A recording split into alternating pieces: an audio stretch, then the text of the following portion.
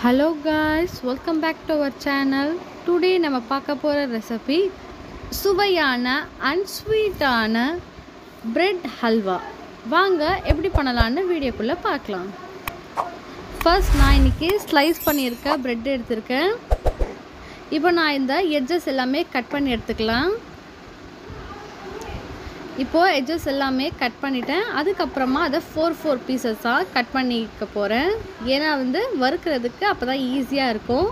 இப்போ இந்த மாதிரி பீசஸா கட் பண்ணி எடுத்துர்க்கறத வாணல்ல போட்டு லைட்டா பிரவுனிஷ் கலர்ல வறுத்து எடுத்துக்க போறேன்.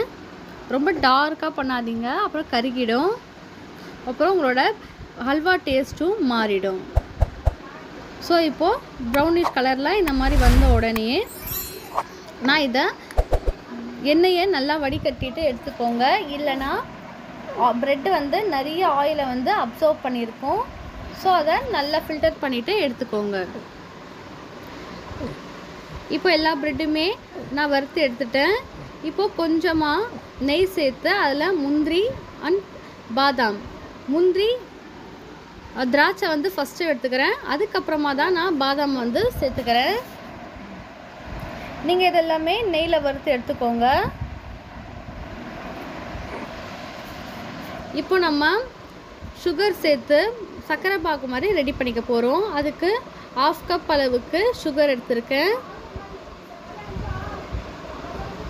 அதுல 1 கிளாஸ் அளவுக்கு தண்ணி சேர்த்துக்கறேன். இங்க பாருங்க, நல்லா சக்கரை பாகு மாதிரி ஆயிடுச்சு. இதுல ஒரு பிஞ்ச் அளவுக்கு ஏலக்காய் தூள் ஆட் பண்ணிக்கிறேன். அப்படி இல்லைன்னா நீங்க 2 ஏலக்காவை அப்படியே சேர்த்துக்கலாம். இப்போ நம்ம வறுத்து எடுத்து வச்சிருக்க பிரெட் எல்லாமே அதுல சேர்த்துக்கிறேன். அது நல்லா கலந்து விடுங்க. பிரெட் எல்லாமே நல்லா மசியட்டும்.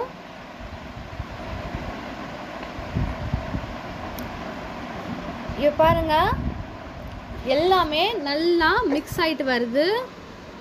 அது ஒண்ணும் பாதியுமா நல்லா கலந்து எடுத்துக்கறேன். கடைசியா இந்த அல்வா பதத்துக்கு இப்போ வந்துடுச்சு.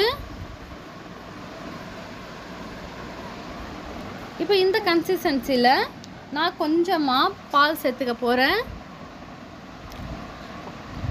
பால் எனக்கு ஏடா இருக்கிறதால அது ரொம்ப டேஸ்டா இருக்கும். சோ அதோடயே நான் விட்டுடுறேன்.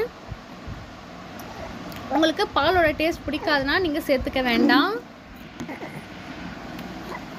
இப்போ இதையும் நல்லா கலந்து விட்டுக்கோங்க.